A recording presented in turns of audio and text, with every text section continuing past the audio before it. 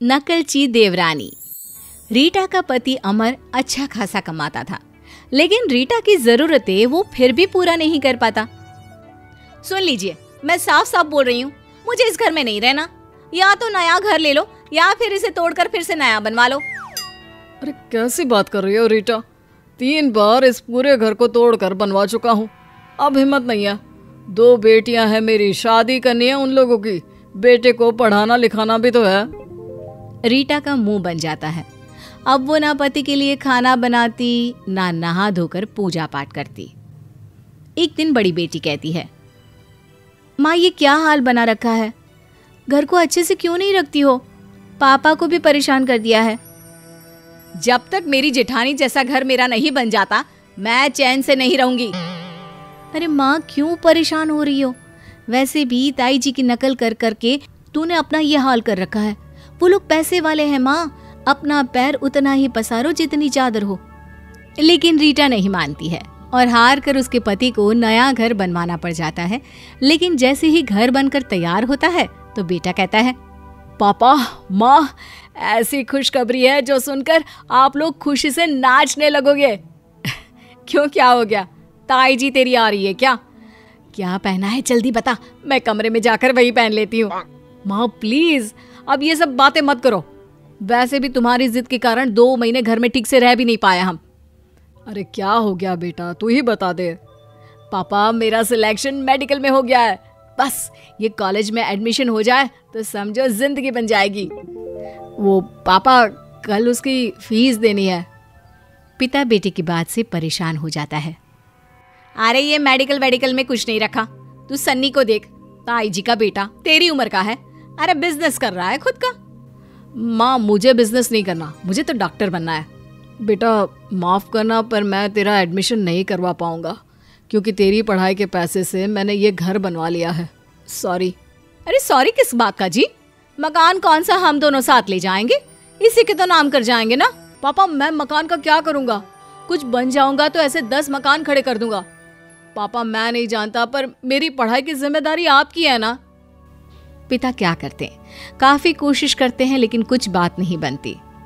भाई तू अपनी रैंकिंग दिखाकर बैंक से लोन पास करवा ले, पढ़ाई के लिए बैंक लोन देती है और फिर जब तू कुछ बन जाएगा तब बैंक को पैसे वापस दे देना। क्यों? और फिर ये मकान भी तो है ना, रख दे गारंटी में। भाई को कुछ राहत मिलती है। कुछ साल बाद रीटा की जिठानी, जिसकी वो हर बात पर नकल किया करती थी, अपनी बेटी के साथ उन लोगों के घर आती है। रीटा ये लो मिठाई खाओ, मेरी बबली है ना, उसकी शादी अमेरिका में तय की है। हाय रे दीदी, अमेरिका? वाह जी वाह, क्या बात है। राज करेगी मेरी बबली। करता क्या है ताई जी लड़का, कितना पढ़ा है और फैमिली? हाँ बेटा, तेरी तरह मैं पुलिस वाली नहीं हूँ ना जो इतने सवाल जवाब करूँ। अरे विदेश में है ये कम है क्या? राज करेगी बबली राज। ये लो मिठाई खाओ। जेठानी मिठाई देकर क्या जाती है, रीटा ख्यालों में खो जाती है। अरे क्या हो गया, क्या सोची जा रही हो? कल से मिठाई का डब्बा देकर कुछ ना कुछ चल रहा है दिमाग में, बताओ। मैं सोच रही थी कि क्यों ना हम भी अपनी बेटी की शादी विदेश में ही करें।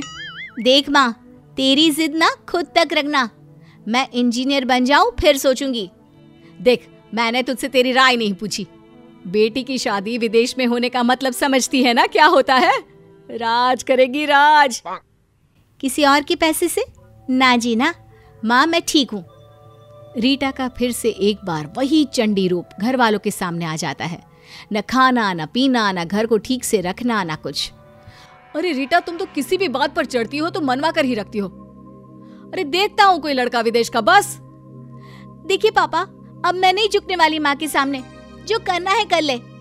मैं शादी तब तक नहीं करूंगी जब तक इंजीनियर नहीं बन जाती। तो ठीक है ना, मैं भी खाना पीना कुछ भी नहीं खाऊंगी, जो करना है कर लो। घर का माहौल फिर खराब हो जाता है। तब बेटा कहता है, अच्छा माँ देख, ताई जी की बबली दीदी से बड़ी है, उनकी शादी हो जाने दे, देख लेते हैं कि विदेश का उनका क्या अनुभव है, फिर दीदी के लिए भी देख लेंगे, तब तक दीदी की पढ़ाई भी तो पूरी हो जाएगी। माँ को बात में कुछ दम दिखता है और वो शांत हो जाती है। उधर बबली की शादी हो जाती है और फिर 1 साल के अंदर ही। चलो ना जेठानी जी के घर चलते हैं। वो क्या है ना, बबली आई है अमेरिका से, शादी के बाद पहली बार मिलकर आते हैं। हाँ हाँ, वो हमारी भी तो बेटी ही है, चलो। सभी जेठानी के घर जाते हैं जहाँ बबली रो रही होती है। अरे क्या हो गया बबली, क्यों रो रही हो?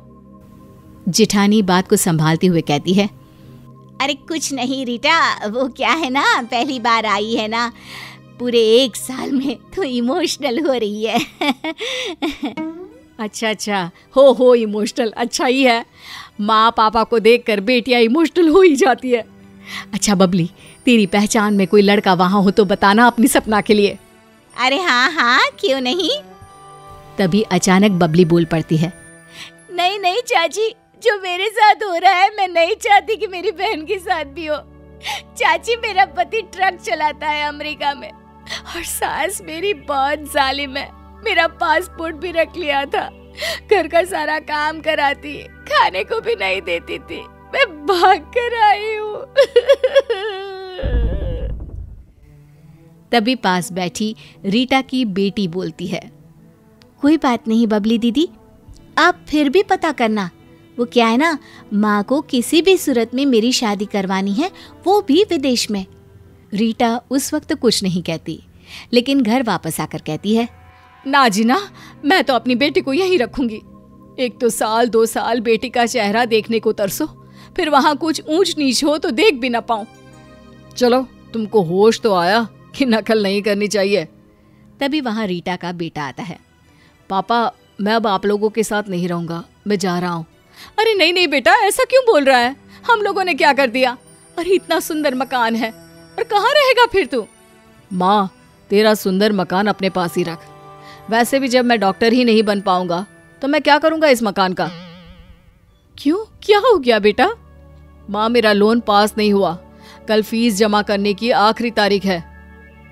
और रीटा अपने गहने बेटे को देती है और कहती है, ये मेरे गहने हैं बेटा, इसे रखकर तू अपनी फीस जमा कर दे। नहीं माँ, तुम्हारे गहने मैं नहीं ले सकता। अरे बेटा, जब तू कुछ बन जाएगा तो ऐसे कितने ही गहने बन जाएंगे।